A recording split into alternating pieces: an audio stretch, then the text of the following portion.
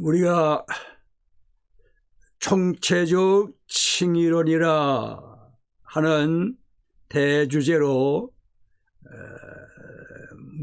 묵상을 하고 있습니다.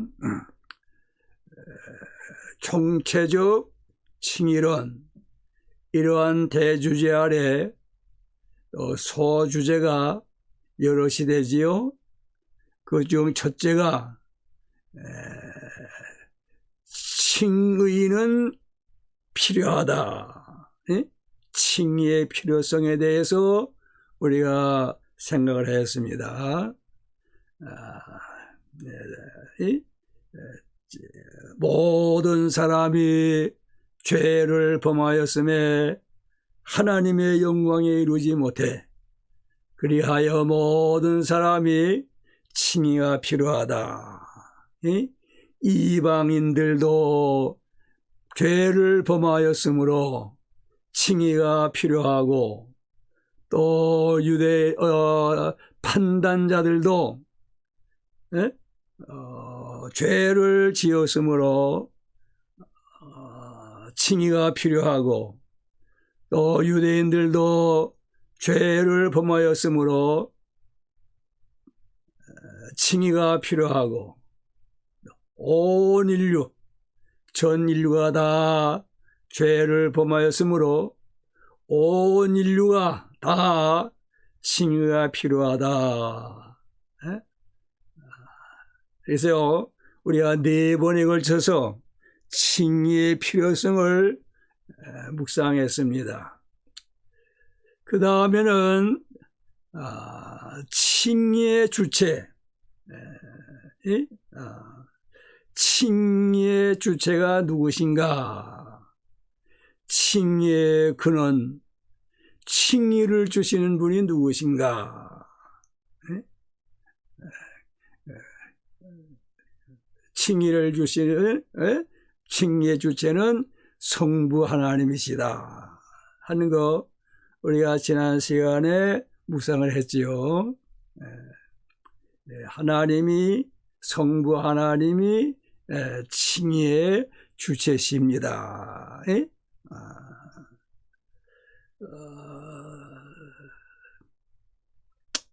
그 에덴 동산에서 범죄하여 추방당하는 아담과 하와에게 가죽옷을 지으셔서 입혀주었지요. 누가? 성부 하나님께서. 그래서 그분은 칭의의 주체이시다. 또 스가랴 3장에 가서 보면은 대제사장 여호수아가 더러운 옷을 입고 있단 말씀이에요. 그것을 벗기시고 아름다운 옷을 입혀주었지요. 누가? 성부 하나님께서.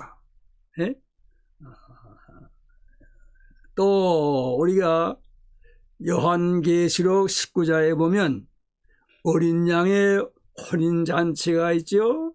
어린 양의 혼인잔치. 어린 양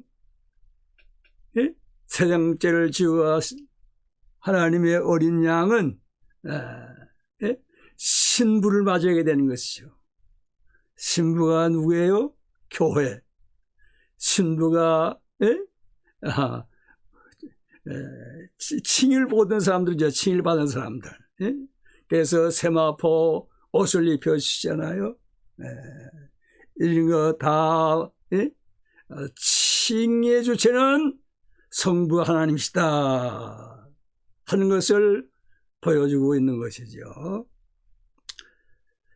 오늘도 계속해서 이 칭의의 주체가 누구신가? 칭의의 주체는 성부 하나님이시다. 그런데 많은 사람들이 그것을 알지 못하고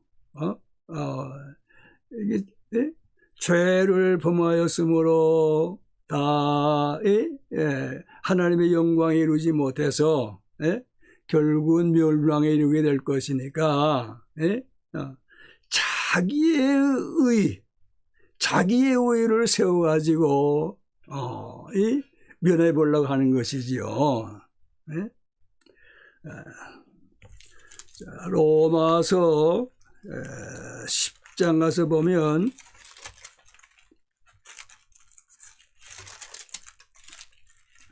로마서 10장 3절 말씀, 로마서 10장 3절, 하나님의 의를 모르고 자기 의를 세우려고 힘써 하나님의 의에 복종하지 아니하였느니라. 이게 자기 의를 세우려고 한다 그 말씀이에요. 우리가 그 누가복음에 보면은 그 바리새인의 기도, 또 세리의 기도, 그 비유를 보게 되는 것이죠. 이 바리새인의 기도, 가만 보면 자기 의를 세우려고 하는 것이 아니겠는가? 누가복음 18장 11절 12절, 제 성경으로는 126조, 누가복음 18장 11절, 바리새인의 기도를 봅시다. 바리새인은 서서 따로 기도하여 이르되, 하나님이여, 나는 다른 사람들 곧 토색, 불의, 간음을 하는 자들과 같지 아니하고 이 세리와도 같지 아니함을 감사하나이다. 나는 일해에 2번씩 금식하고 또 소득의 11조를 드렸나이다. 이게 자기 의를 세우려고 하는 것이 아닌가 말이에요. 이게 이렇게 이제 자기 의를 세우려고 하다 보니까 어떻게 되냐면은 여기 랍비들은 많은 세세한 범죄까지 구분한 39종의 주요 행동이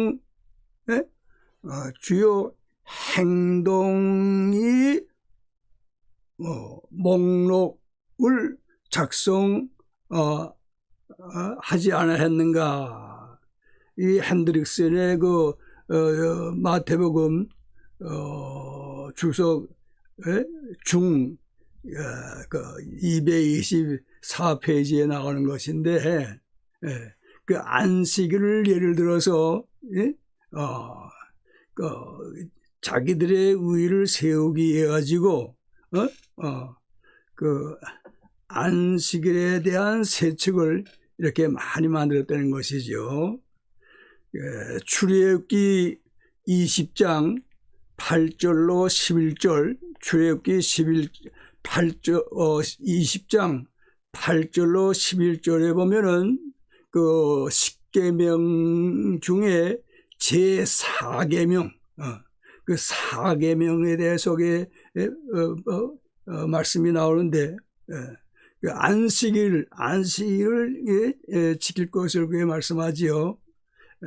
출애굽기 20장 8절로 11절 봉독해 드립니다. 안식일을 기억하여 거룩하게 지키라.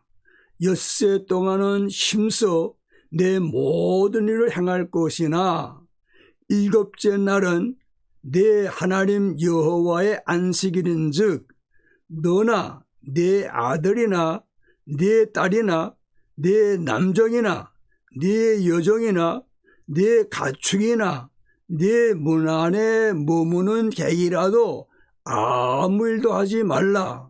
이는 엿새 동안에 나 여호와가 하늘과 땅과 바다와 그 가운데 모든 것을 만들고 일곱째 날에 쉬었음이라. 그러므로 나 여호와가 안식일을 복되게 하여 그날을 거룩하게 하였느니라.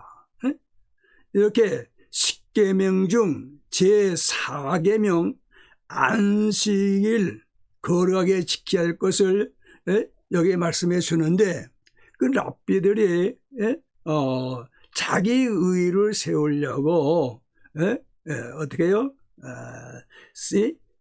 그 세세한 그런 그 부분에까지 이렇게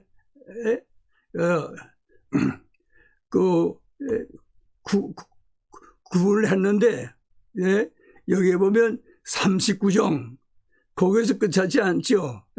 더 이제 이렇게 세밀하게 이렇게 했는데, 어쨌든 39종이나 이렇게 그 주요 행동에 대해서 목록 작성해 가지고 그들이 지켜나간다는 말씀이에요. 자기 우위를 세우려고 말씀이에요. 자, 한 가지 실례를 둔다면, 그 마태복음 12장 1절로 8절에 보면은, 그 안식일에 그 제자들이 밀이삭을 잘라가지고 그 먹은 것이 거기 마태복음 12장 1절 이하에 나오죠. 그때에 예수께서 안식일에 밀밭 사이로 가실새 제자들이 시장하여 이삭을 잘라 먹으니, 2절에 바리새인들이 보고 예수께 말하되 보시오, 당신의 제자들이 안식일에 하지 못할 일을 하나이다. 이 안식일에 그 밀이삭을 잘라 먹은 거, 그것이 안식일에 하지 못할 일, 안식일을 범했다, 그 말씀이죠. 자, 그 이삭을 자른 것은, 그것은 안식일에 수확을 하지 말라 하는데 그것을 범했다는 것이고, 또 그것을 비워서 그러니까 그것은 타작을 하지 말라고 했는데 타작을 했다는 것이고, 또 뭐 알코올 만들어 이렇게 가지고 그것을 먹지 않았겠어요? 그거는 탈곡을 하지 말아야 할 텐데 탈곡을 했다는 것이고, 또 그것을 먹은 것은 그 안식일날 음식을 준비하지 말라 그러는데 그것을 범했다는 것이죠. 이렇게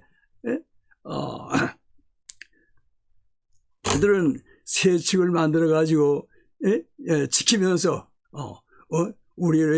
자기들의 우리들의 사람의 의를 내세우려고 했단 말씀이에요. 세우려고 했단 말이에요. 또 요한복음 5장 1절로 10절에 보면 그 예수님께서 베데스다 가에서 38년 된 그 병자를 고쳐준 있잖아요.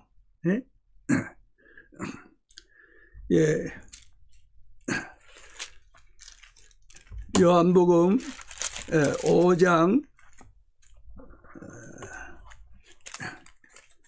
1절부터 그 후에 유대인의 명절이 되어 예수께서 예루살렘에 올라가시니라. 예루살렘에 있는 양문 곁에 히브리 말로 베데스다라 하는 못이 있는데 거기 행각 5이 있고 그 안에 많은 병자, 맹인, 다리 저는 사람, 혈기 마른 사람들이 누워 물의 움직임을 기다리니 이는 천사가 가끔 못에 내려와 물을 움직이게 하는데 움직인 후에 먼저 들어가는 자는 어떤 병에 걸렸든지 낫게 되미르라. 거기에 38해 된 병자가 있더라. 예수께서 그 누운 것을 보시고 병이 벌써 오래된 줄 아시고 이르시되 내가 낫고자 하느냐? 병자가 대답하되 주여 물이 움직일 때에 나를 못에 넣어주는 사람이 없어 내가 가는 동안에 다른 사람이 먼저 내려가나이다. 예수께서 이르시되 일어나 네 자리를 들고 걸어가라 하시니 그 사람이 곧 일어나 자리를 들고 걸어가니라. 이날은 안식일이니 유대인들이 병 나은 사람에 이르되 안식일인데 내가 자리를 들고 걸어가는 것이 옳지 아니하니라. 그러니까 이제 병든 자가 이 병이 더 심해지면 병이 좋지 않아지면은 이 안식일에도 고침을 받을 수 있는 거예요. 그런데 나아지면 병이 나아질 때는 그건 어떻게 돼요? 그거는 옳지 않다고 해요. 근데 여기 보니까 병이 나가지고 말이에요. 옳지 않지요? 또 그러면 자리를 들고 안식일날 물건을 옮길 수 없잖아요. 짐을 옮길 수 없어요. 자리를 들고 가는 것이 옳지 않다고 해요. 이렇게 사람들은 자기 의를 세워가지고 이렇게 자기 의로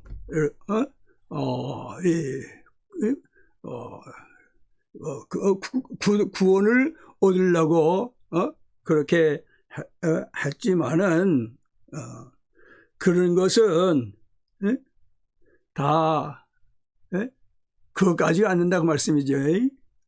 이사야 64장 이사야 64장 6절에 보면 무릇 우리는 다 부정한 자 같아서 우리의 의는 우리의 의 사람의 의는 다 더러운 옷과 같으며 우리는 다 잎사귀같이 시들므로 우리의 죄악이 바람같이 우리를 몰아가나이다.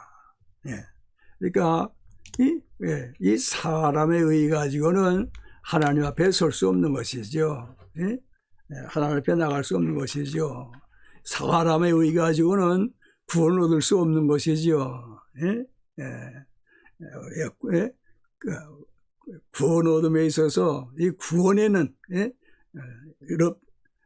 이 사람의 그 선행 가지고는 되지 않는 것이죠. 그 다음에 우리가 또 하나의 의를 한번 생각해 보려고 합니다. 로마서 10장 5절 말씀. 로마서 10장 5절. 모세가 기록하되 율법으로 말미암는 의를 행하는 사람은 그 의로 살리라 하였거니와. 율법으로 말미암는 의를 행하는 사람, 예? 그 의로 산다 그 말씀이에요. 살리라. 예. 그래서 예? 이 율법의 의를 행하기 위해서 예? 열심으로 하는 것이죠. 예. 우리가 잘 아는 대로 예, 이 사도 바울은 예? 어떻게 해요? 율법의 의로는 흠이 없는 자라 그렇게 말씀했죠. 율법의 의로는 흠이 없는 자라다. 빌립보서 3장 6절에 빌립보서 3장 6절에 보면은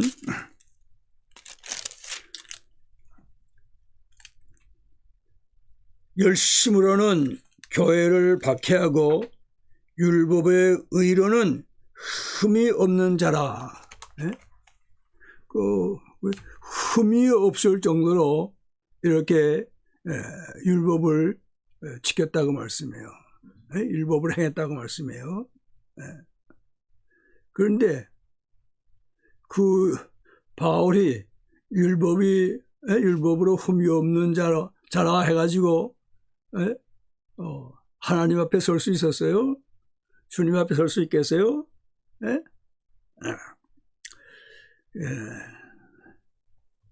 자,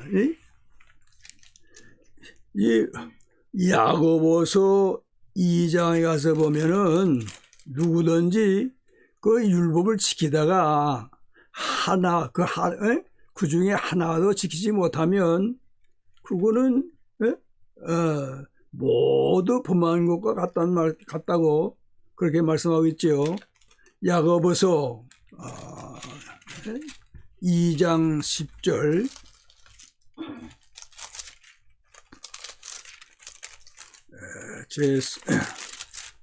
제 성경으로는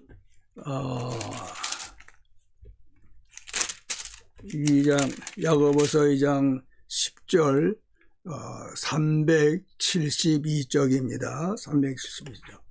야고보서 2장 10절 누구든지 온 율법을 지키다가 그 하나를 범하면 모두 범한 자가 되었나니 간음하지 말라 하시니가 또한 살인하지 말라 하셨은즉 내가 비록 간음하지 아니하여도 살인하면 율법을 범한 자가 되느니라. 사도 바울이 율법에 흠이 없다 하는 것은 그가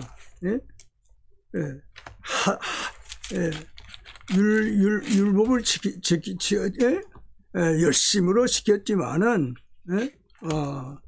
다 지킨 건 아니죠. 다 지킨 거는 자, 십계명을 우리가 찾아보십시다. 십계명. 출애굽기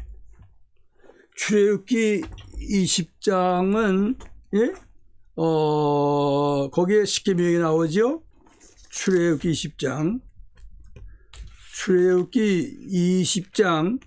17절 출애굽기 20장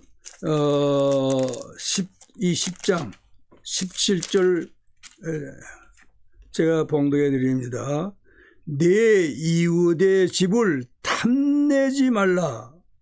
내 이웃의 아내나 그의 남정이나 그의 여정이나 그의 소나 그의 낙이나 무릇 내 이웃의 소유를 탐내지 말라. 여기 내 이웃을 탐내지 말라고 하는 그러한 계명이 그 십계명이 나온다면 십계명이에요. 10번째 계명이죠. 10번째 계명.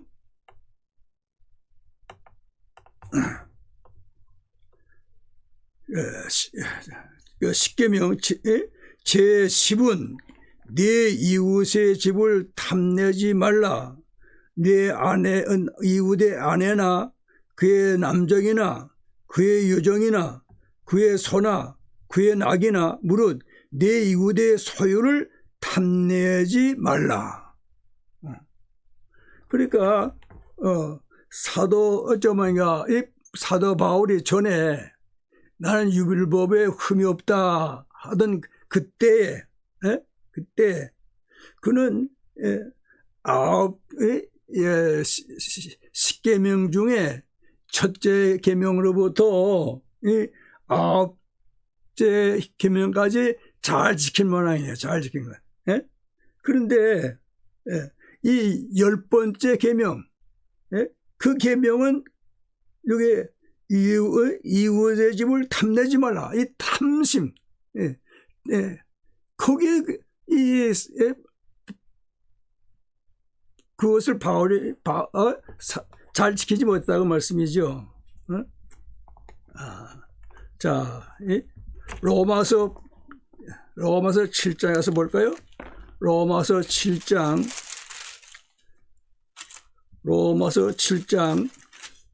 7절 8절 로마서 7장 7절 8절 그런즉 우리가 무슨 말 하리요? 율법이 죄냐? 그럴 수 없느니라.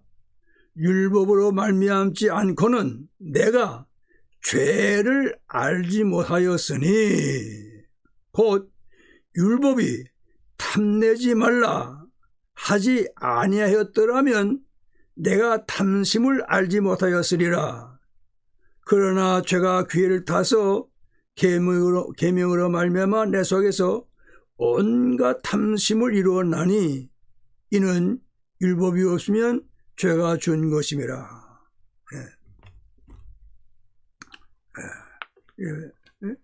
탐심.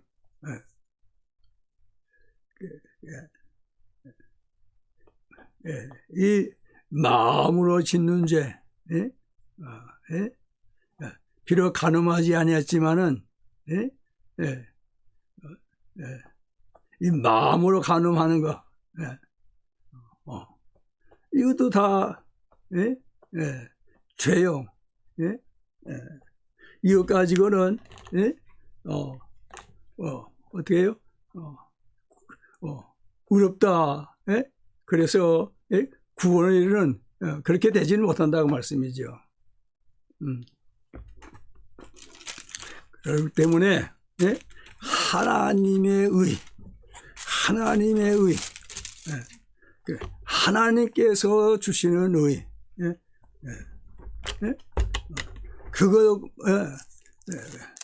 그건 그 의만이 구원에 이르게 되는 것이죠. 로마서 3장 가서 봅시다. 로마서 3장 21절 이제는 율법 외에 하나님의 한 의가 나타났으니 율법과 선지자들에게 증거를 받은 것이라. 여기 이제는 그러는데 여기 그 헬라어 성경에 있는가 한 단어가 빠졌다는 거예요. 뭐냐면 그러나 이제는 이렇게 되는 것. 그러니까 그러나 이제는 그 1장 18절로 3장 20절까지 이렇게 범죄로 인해서 뭐예요? 그 칭의가 필요한데 율법 외에 하나님의 한 의가 나타났다고 말해요. 그래서 이 의 칭의로 구원을 얻게 된다고 말씀이죠. 여기 보면 그 율법 외라고 했죠. 율법 외. 율법과 뭐예요? 관계없이 율법 밖에서 이 하나님의 의는 율법과 관계없이 나타났다고 말씀이에요. 그래서 이 하나님의 의, 이 칭의는 사람의 의나 무슨 율법의 의나 사람의 어떠한 뭐 선행이나 뭐 그 무엇이나 그것이 이 칭의에 뭐 도움이 된다든가 보탬이 된다든가 그런 거 아니지요. 율법 외에 하나님의 의가 나타난 것인데 율법과 선지자, 다시 말하면 구약 성경, 하나님의 말씀들의 구약 성경의 증거를 받은 것이라는 말이에요. 구약 성경이 무엇을 말합니까? 예수 그리스도의 오심을 말씀하고 이 하나님의 의를 또 말씀해 주고 있는 것이라고 말씀이죠.